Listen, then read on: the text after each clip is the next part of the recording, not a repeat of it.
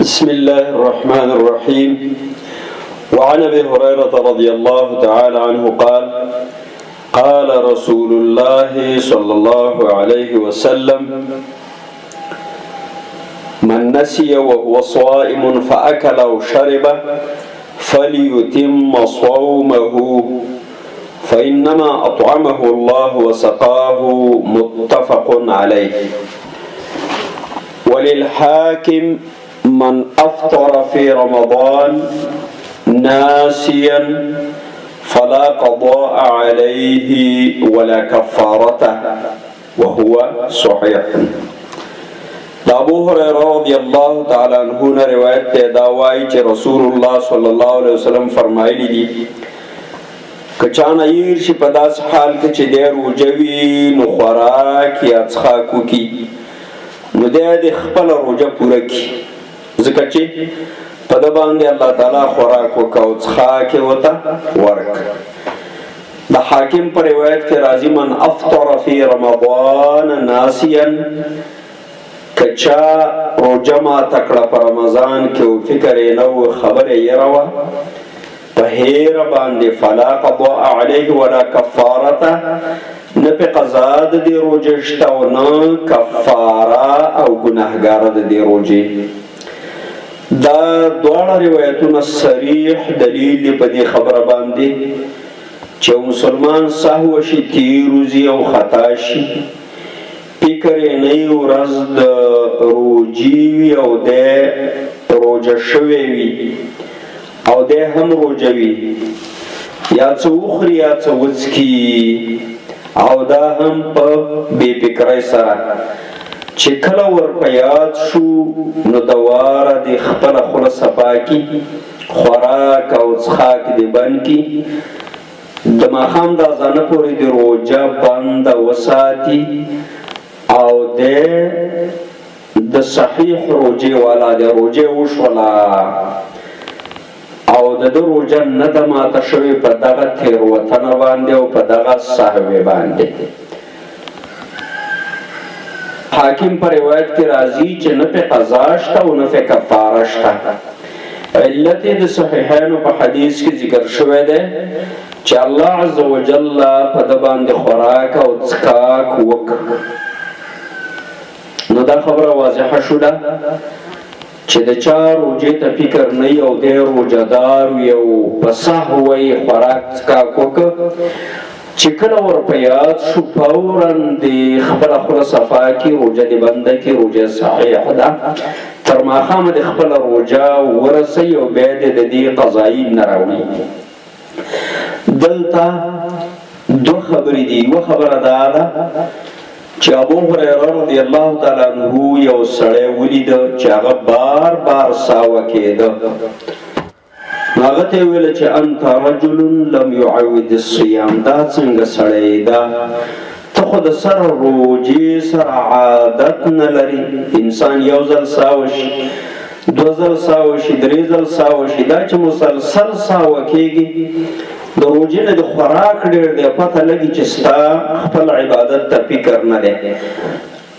نو د دې وجې نه ډېر زیات فکر روجې ته نیول پکار دي. دویمه خبره مهمه خبره دا ده مغنی کې ابن قدامه رحمه الله لیکلي دي او شیخ ابن عثیمین رحمه الله په مجالس و شهر رمضان کې لیکلي دي چې کله یو انسان په حق روجه کې د نسیان او د هیر په اساس باندې خوراک کوي بل ورته ګوري هغه د فورا فتح ورته ورکړي چې مه خوره وروره روجه ده، روجه مه خوره، ځکه چې که دی معذوره دی او د ته روجه ور په یاد نه ده نو هغه څوک چې ویني د هغه خو روجه په یاد ده که نه. او نبی صلی الله علیه وسلم فرمایي من رأى منکم منکرا فلیغیره بیده، هغه څوک چې په تاسو کې ناروا وګوري نو هغه دې په لاس باندې منع کړي، په ژبه باندې دې منع کړي.